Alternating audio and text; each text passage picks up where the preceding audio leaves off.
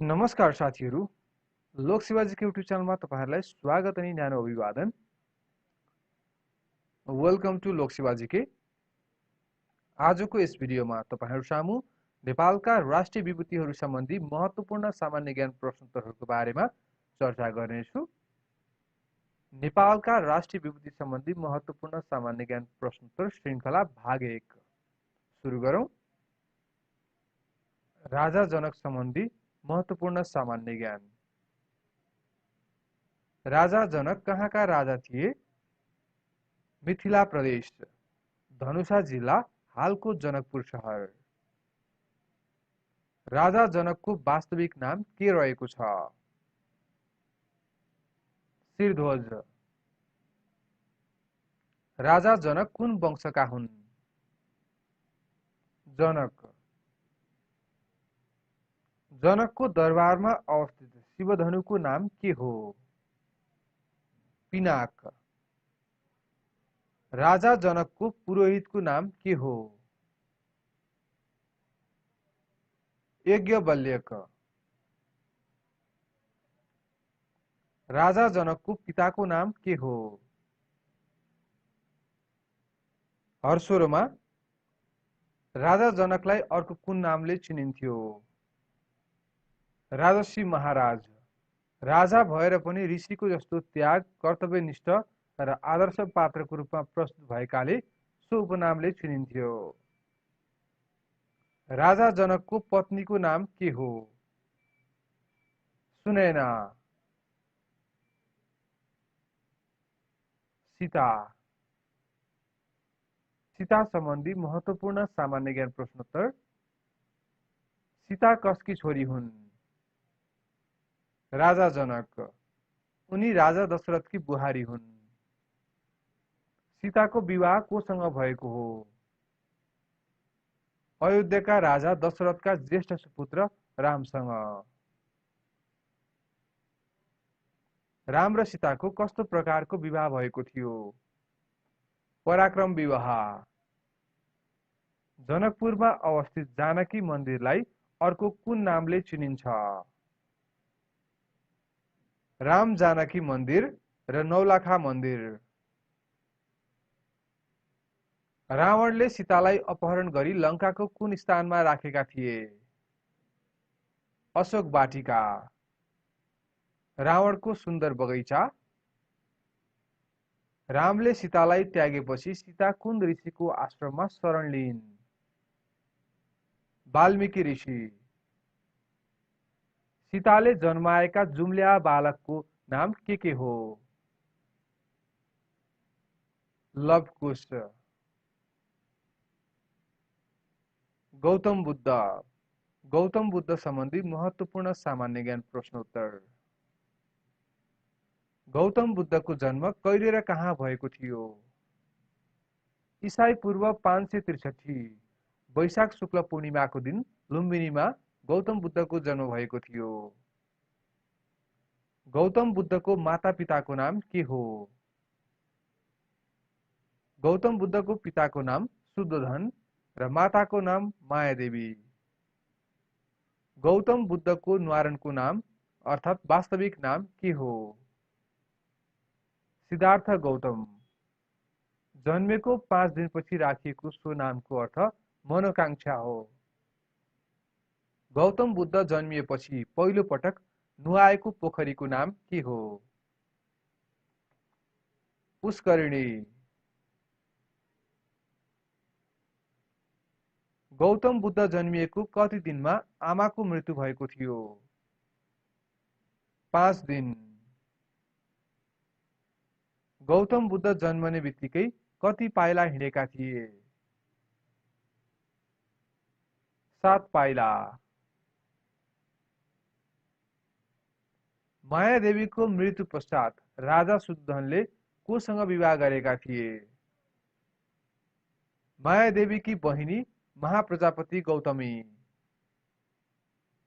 राजा शुद्धोधन कुन वंशका थिए?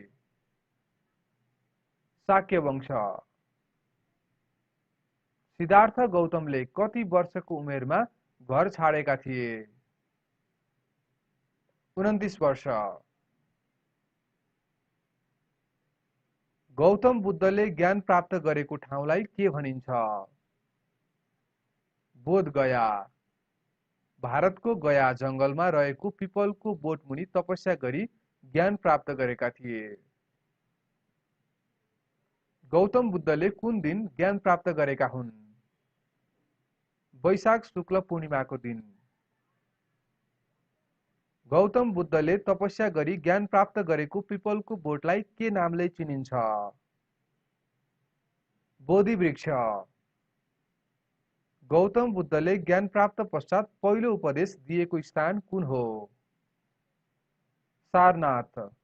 बुद्धले दिएको पहिलो उपदेशलाई धर्मचक्र प्रवर्तन सूत्र भनिन्छ। बौद्ध धर्मको मूल ग्रन्थलाई के भनिन्छ? त्रिपिटक। गौतम बुद्धले कुन भाषामा उपदेश दिन्थे? पाली। गौतम बुद्धलाई भगवान विष्णुको कतिऔं अवतार मानिन्छ? 9 अवतार। गौतम बुद्धको 16 वर्षको उमेरमा कोसँग विवाह भएको थियो? यशोधरा। कालीराजका राजा दण्डपानीकी छोरी गोपा अर्थात् यशोधरा। बौद्ध धर्म अनुसार यशोधरालाई धनकी देवी भनेर चिनिन्छ। सिद्धार्थ गौतमको छोराको नाम के हो? राहुल। गौतम बुद्धले प्रतिपादन गरेका पञ्चशील कुन कुन हुन्? सत्य, अहिंसा, अस्त्य, परस्त्रीगमन निषेध र मद्य निषेध।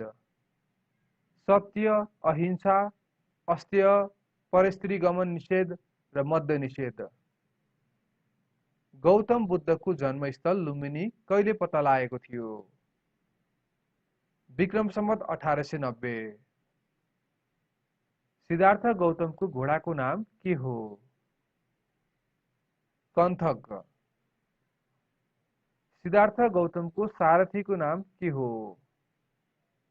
छन्दक। भगवान बुद्धको कुटीलाई के भनिन्छ?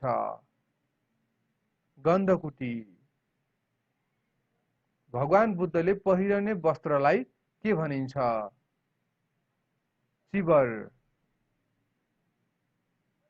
भगवान बुद्धलाई मार्न खोज्ने भिक्षुको नाम के हो? देवदत्त। भगवान बुद्धले कहिले महापरिनिर्वाण प्राप्त गर्नुभयो? ईसाई पूर्व 483 अर्थात् वैशाख शुक्ल पूर्णिमाको दिन। भगवान बुद्धको मृत्युलाई महापरिनिर्वाण भनिन्छ।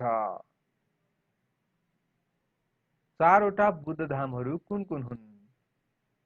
लुम्बिनी, सारनाथ, बोधगया र कुशीनगर। लुम्बिनी, सारनाथ, बोधगया र कुशीनगर। सिद्धार्थ गौतमले बुद्धत्व प्राप्त गर्नुअघिको अवस्थालाई के भनिन्छ? दीपङ्कर। बुद्धत्व प्राप्त गरेको अवस्थालाई बोधिसत्व भनिन्छ। विश्वमा सबैभन्दा धेरै मूर्ति कसका छन्? भगवान बुद्ध। एसियाका तारा भनेर कसलाई चुनिन्छ? गौतम बुद्ध। गौतम बुद्धको मावली गाउँको नाम के थियो? रामग्राम। बुद्धको पूर्व जन्ममा आधारित कथा संग्रह कुन हो? बुद्धको पूर्व जन्ममा आधारित कथा संग्रह कुन हो? जातक कथा। गौतम बुद्ध पछि सन्यासी बन्नेछ भनेर भविष्यवाणी गर्ने व्यक्ति को थिए? कौडिन्य। गौतम बुद्धको मृत्यु कहाँ भएको थियो? भारतको कुशीनगर। गौतम बुद्धको मृत्यु कति वर्षको उमेरमा भएको थियो? 80 वर्ष। गौतम बुद्धको निधनलाई के भनिन्छ? महापरिनिर्वाण। गौतम बुद्धको मृत्यु पश्चात लेखिएको पहिलो ग्रन्थ कुन हो? सर्वास्थिति विनय। गौतम बुद्धको दाँत हालसम्म पनि कुन देशमा सुरक्षित राखिएको छ? श्रीलङ्काको केन्डी सहरमा गौतम बुद्धको दिदी नन्दा कुमारी थिइन् भने भाइ को थिए? नन्द कुमार। गौतम बुद्ध कुन धर्मका प्रवर्तक हुन्? बौद्ध धर्म। गौतम बुद्धले कति वर्षको उमेरमा बुद्धत्व प्राप्त गरेका थिए? 35 वर्ष। गौतम बुद्धलाई बेइज्जत गर्न सार्वजनिक ठाउँमा आफू बुद्धकी पत्नी हुँ भन्दै हिँड्ने महिला को हुन्? चिन्चा माडविका। गौतम बुद्धले सर्वप्रथम कति जना शिष्यलाई ज्ञान दिएका थिए? 7 जना। गौतम बुद्ध कहिले काठमाडौँ आएका थिए? ईसाई पूर्व 483 सातौं किराती राजा जितेजास्तीको पालामा। बुद्ध धर्ममा त्रिपिटक भन्नाले के बुझिन्छ?